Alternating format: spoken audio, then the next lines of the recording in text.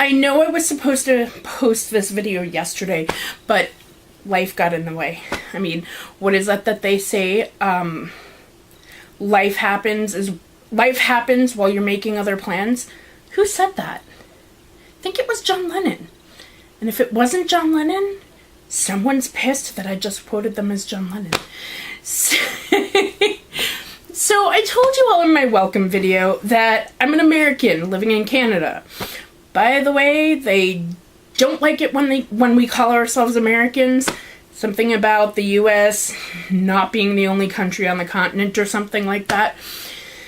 So they usually say the States. So that's why you'll hear me reference it as such, because they've already converted me. I say the States and washroom instead of restroom. And I apologize for everything. So, yeah, you know, I've just been converted already. It's what they do. You will be assimilated. Sorry, got a little sidetracked. So, I'm a US citizen living in Canada. And I'm going to tell you what it actually entailed to get to live in Canada.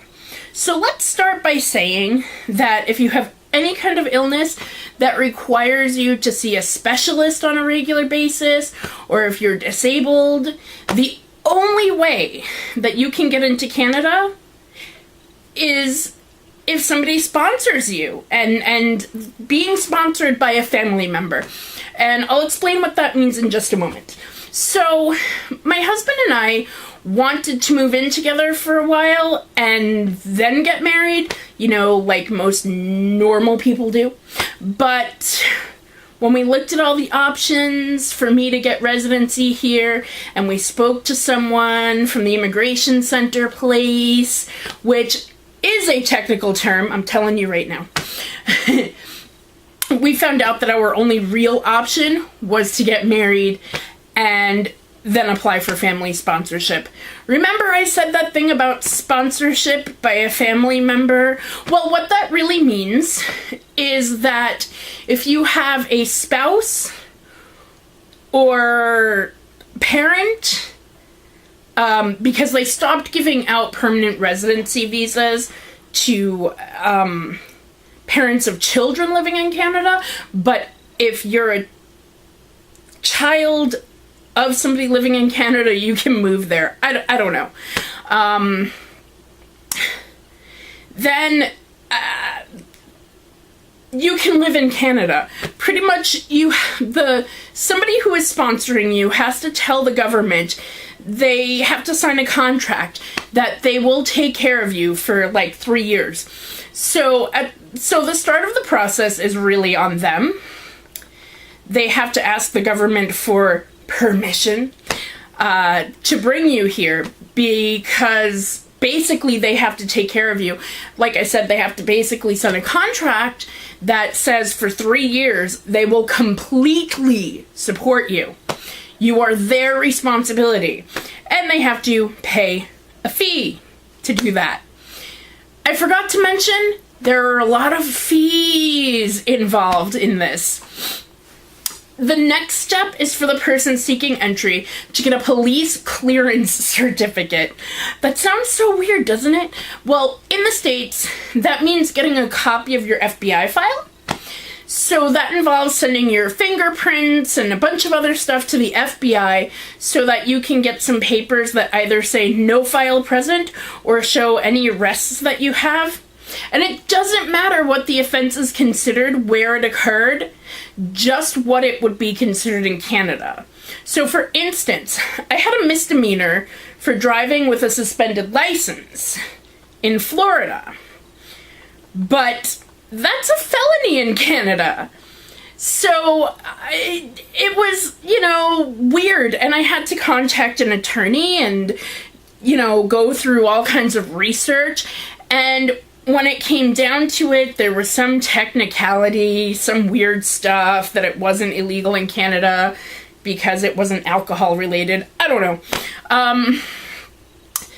But you know, did I mention that the fingerprinting and FBI file also has fees involved? Then comes the medical exam, which is actually pretty straightforward. The applicant sees a certified doctor for a simple exam, then has to get about half a dozen vials of blood, a cup of urine, a chest x-ray. More money! Special photos then have to be taken of the applicant, and you guessed it, that costs even more money! You'll also need to prove that your relationship is genuine, meaning that a marriage certificate is just not enough. Phone records, photos, letters from family and friends, anything that you can think of, you know, to make them think that your relationship means something. They are very picky about that, because I guess people move here for the national health care. They're not quite as picky with people from the States, because the States is, I don't know, like, considered a good country to live in. They're not that picky about other Commonwealth countries, which is a whole other thing that I'll explain in another video, I guess. So the only fee involved with all of that is copy machine fees, and that's okay. You know, those aren't too much. And lastly, there is another fee. Gee, I'm sure you're so surprised about that, right? That's called the right to permanent residency fee. I think it's just an excuse to get another $500, but I guess they like call it something about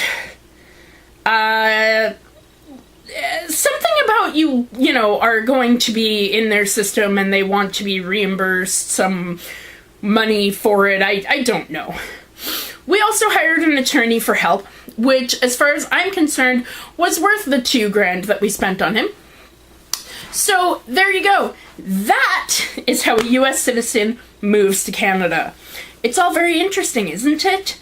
Well, probably not, but I thought it was interesting, so I'm telling you guys about it.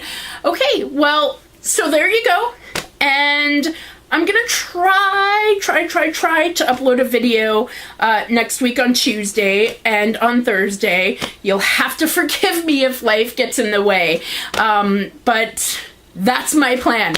Have a good day, everybody. I forgot to tell you guys to subscribe to my channel, so you know when my videos are coming, even when they're late. Just came back for that. Bye!